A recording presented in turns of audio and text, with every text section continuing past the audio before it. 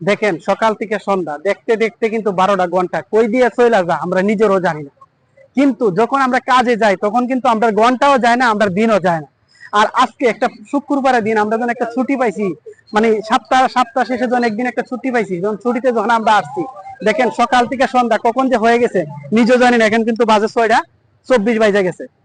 আর একটু পরেই মাগরিবের আজান দিয়ে দিব, আমরা চলে যাব নামাজ পড়ে যার যার বাসায় চলে যাব। কিন্তু ছুটির সময়টা যে আমরা কই দিয়ে দিন কাটে আমরা নিজেরও জানি না। ওকে, দেখেন সকাল থেকে সন্ধ্যা দেখতে দেখতে কিন্তু 12টা ঘন্টা কই দিয়ে চলে যা আমরা নিজেরও জানি না। কিন্তু যখন আমরা কাজে যাই তখন কিন্তু আমরা ঘন্টাও যায় না, আমরা দিনও যায় না।